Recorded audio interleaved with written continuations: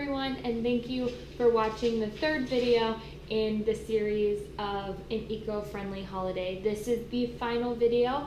Next week I will have a video come out on the whole day. I'm going to vlog our entire day of Christmas, but this is the last video of the tips on how to be eco-friendly. There are 6 days left until Christmas, which means you probably already have your decorations up and you probably already have all your gifts bought and maybe even wrapped. Now, the third and final thing that I would like to share with you guys on eco-friendly tips for the holiday are food. Food can be extremely wasteful during this time of year. There's a lot of statistics on how much turkey and how much produce and stuff goes to waste, and I think it's a really important topic to cover because food waste is a huge problem, especially in the United States.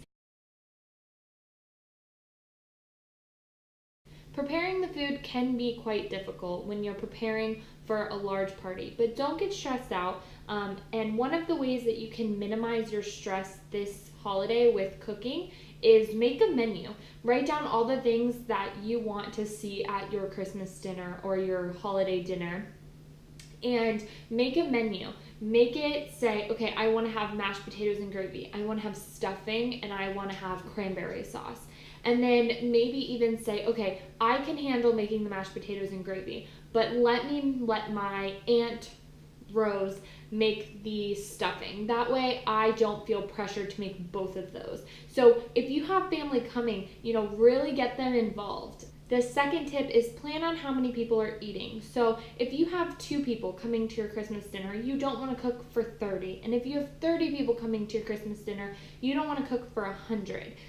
That just makes a lot of leftovers and a lot of wasted money that you could have saved by just accommodating how many people are at your party or at your dinner. So I would recommend, accounting for how many people are there and seeing how much you have to make per person, per item, and then calculate it, and then that's how much you make. There's a lot of recipes online that will even tell you this serves 2 people. So if you have 4 people coming, just double it. The third tip is communicate with your family. See what they're going to make so that you don't make the same thing.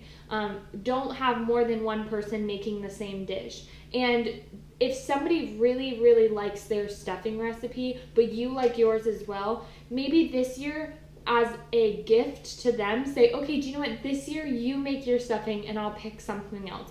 And the last tip in preparing your food is buy local and buy in bulk. So try and use your local produce stands that source local fruits and veggies, and then buy in bulk. So go to a bulk shop and get your lentils and your rice and all of the ingredients that you could possibly need in dry foods. The next one is bringing food. So if you're bringing food to a party because you're not hosting it at your own home, bring the food in a container that is reusable, or bring it in a pan that is reusable. Don't use those aluminum disposable pans. Really strive to use the reusable ones. And if you don't have a pan or a dish big enough, just bring multiple, because chances are you'll want to keep one in the fridge or you'll want to keep one warm in the oven. So it really ends up working out. And then if you don't have something to cover, if you don't have like a lid that comes with that pan or with that pot or with that container, cover it with beeswax wrap or a reusable food wrap.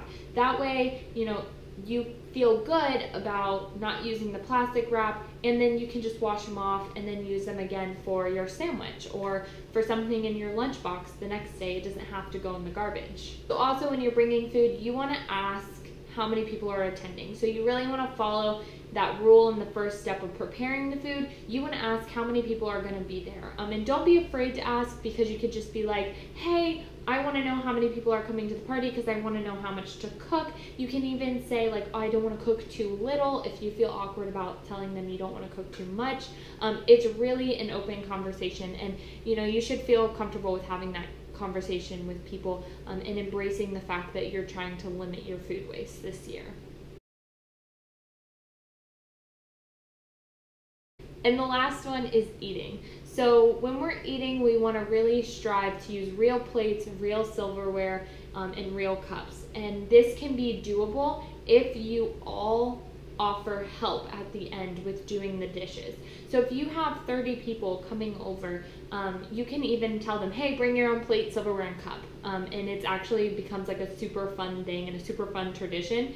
But if you have enough plates and silverware to host your family, your friends at your house, I encourage you to ask people for help. Say, hey, this year I really want to live an eco-friendly Christmas, or this year I really want to have an eco-friendly Christmas. So will you help me by washing the dishes at the end? And most of the time people will be like, yeah, I would love to. And then it's quality time together. And another tip in eating is try using real cloths instead of paper towels. This can save the person that's hosting the party a ton of money, because we know how fast we go through paper towels. Offer everybody a cloth, and if they're not comfortable with it, then you can offer them the paper if that's something you want to do. Another tip in eating is offer people cloths instead of paper towels. Most of the time people are totally okay with cloths. You know, if they're not, you can have the paper towels there if that's something you want to do.